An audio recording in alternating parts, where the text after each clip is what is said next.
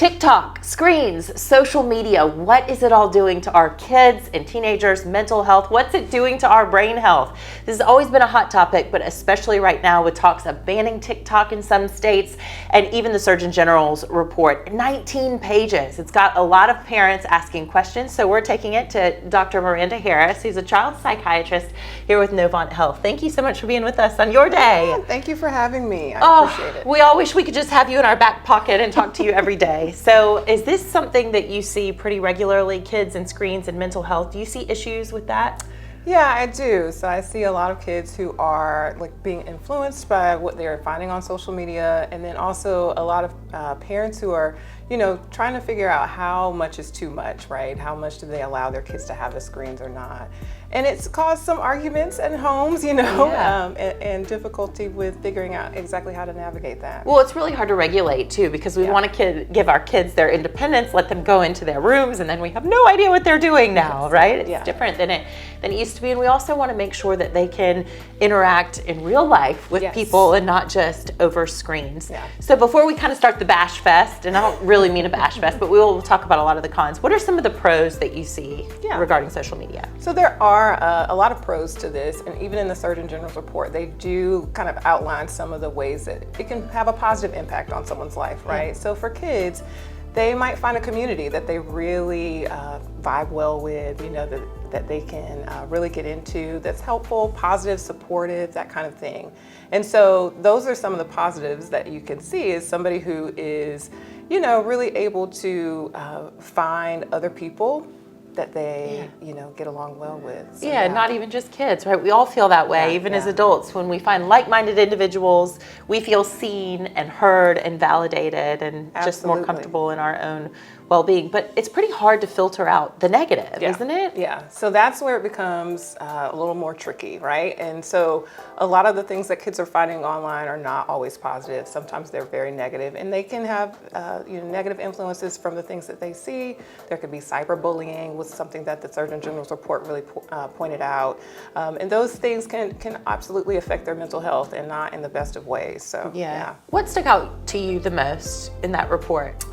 I think the thing that I really noticed the most in the report was just the ways in which it's hard to screen out what someone is seeing, and the ways in which it's made and formulated to be kind of addictive. And so one thing that I find is parents try to regulate how much their kids are online. And that has led to some serious blow-ups in a lot of families because kids find it hard to have the devices taken away because they're kind of, I hate to use the term addicted, but they really are having a hard time putting it down. Well, what do you think? What's the age that we can start allowing our kids to be on social media platforms? We talk a lot about even just screens and how, or should your kid be on one in the car seat and in the stroller and all that, but that's been talked about, I think. Yeah. Let's talk about social media and when, should it be 8, 10, 12? Should they wait till they're 14, 18? What's the number? Yeah, so actually most social media platforms have a specific age that you're supposed to be before you're allowed to go on that platform. So oftentimes they will say, are you 13 or over is for a lot of them. So for those, I would stick to kind of what the platform has set as their number. For other platforms where it's not as not as obvious, right? Like exactly what age is the right age. I think you have to use your best judgment to, if you can. But if we're talking 8, 10, things like that, I would say that any kind of use of social media needs to be strictly monitored at that age. So I would say more so pre-adolescent to adolescent age is when you're gonna maybe consider some social media use. And how about you and your own experience, whether it's, in your own clinical experience or anecdotal evidence, anecdotally even, what are you seeing trend-wise? Is it getting worse? Are there more mental health issues, or are we just starting to notice and pay attention to mental health as much as physical health? Is it really getting worse, and could social media be to blame? Yeah. I think that's really hard to say. I would say that certainly we are more aware, and social media actually is one of the factors where I think people are becoming more aware. So one thing that's been big, for instance, on TikTok, are folks going on and talking about their own mental health struggles, or providing some education in regards to different diagnoses and things like that. And so because of that, then you have people who come to the office who say, hey, I think I might have this thing because I saw this person on TikTok and they talked about it. And so I think it's difficult to say the exact numbers if things are getting worse necessarily. I think there's probably just a lot more increased awareness. And do you think that's a good thing? I do. I actually do think it's a good thing that there's increased awareness of mental illness, because I think that that's the first step in helping to destigmatize things, right? I do think, however, that there are appropriate ages for talking about certain topics or not, and that education should be coming from someone who has clinical experience, someone who has education, and not, sometimes people are getting a lot of misinformation online. Yeah, just because somebody is an influencer and they have a lot of followers or something, or it's somebody that you trust on a completely different topic. Yes. And then you see them in this format, you feel friendly with them, you feel almost like you know them. How do we protect our own peace and our kids' peace? Yeah. Like, whether it's, I feel like I see so much oversharing on social media. I don't know why people want to share with complete strangers their deepest, darkest secrets sometimes. How do we protect our peace and our children's peace? Yeah. So one of the things that the Surgeon General's report recommended is really within your own family coming up with a social media plan, right? A family plan for that. So basically it's what you and your kids are going to decide on as far as how much time is appropriate, what platforms are or are not appropriate. And you as the parent, would need to be monitoring what your kids are doing on social media. So it's, especially for young ones, that means including reading their DMs, figuring out who's messaging them, what kinds of things are they watching. And so you need to be very aware of all of those things. Yeah, for the amount of time that we spend just glued to the screens, it is so addicting. But even with the content, I guess that's what I'm trying to get at is what should we be sharing online and what should we be allowing our kids to share online? From a safety perspective, even like where do we live? Are we going to show the outside of our house? Should we, tell our kids not to do that? But even just emotional things that they may be going through or that their sibling may be going through. Yeah. I think that it's important, honestly, to kind of keep those things private so long as that person has somebody supportive in person, right? So you want for them to be talking to a therapist or talking to you or talking to, even close friends is fine, but they don't need to be sharing that online. People see that and take advantage of it. Unfortunately, there have been incidences, right, where a child might have shared online that they are having suicidal thoughts, and then someone is encouraging them to go through with that. And so it's important to keep those things private. So things that you want to keep private are, if you're having a mental health struggle, that's something that you want to keep within trusted sources, right? Trusted family members, trusted therapists, trusted friends. Other things, of course, you don't want to be giving out where you live or your address or anything like that online. You don't actually also want to be sharing other people's private information online. That happens quite often. We don't really think about it, but we think we're sharing something about ourselves, but it includes other people. And so you want to be checking in and making sure that they're comfortable with you sharing whatever it may be. But for kids especially, you want to tell them, hey, if you're having this problem, come to me, talk with me.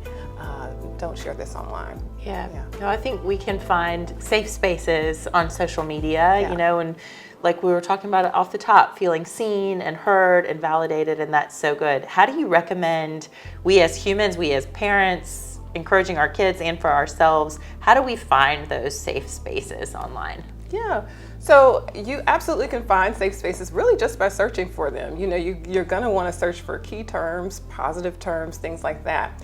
What you also want to do is don't be afraid to unfollow, right? So sometimes you're seeing things from people, it may even be a friend of yours or somebody that you know in real life, but they're posting things that really get you down, right? Don't feel afraid to kind of unfollow that person. So any kind of, you want to curate your feed, right? That's what I say, is I'm going through and I'm looking, and if it's something that's just, I don't think it's a good idea or it's a negativity, then I'm going to unfollow. And parents can do that for your kids as well. Teenagers, of course, are going to push back, but you got to kind of set those boundaries and those rules around that. Like, this is not a person I'm comfortable with you following.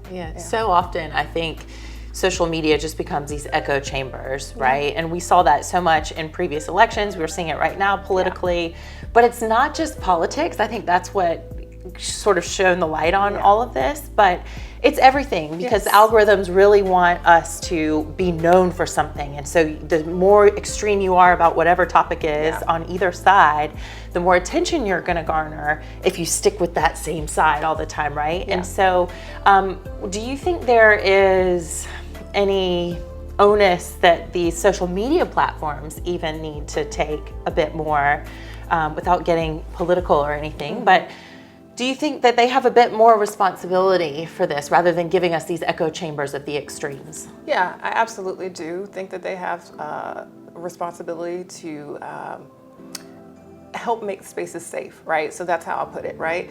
Because there are some spaces online that are inherently unsafe for people, right? And it's often folks who are marginalized communities, right, who are dealing with those things. And it's important, whether that be someone who has a mental illness or that might be a person of color, those marginalized communities are receiving sometimes really awful hate online. And I do think it is the responsibility of the platform to, if you see that, or if it's there, to regulate how that's happening and make sure it's not happening. So I do.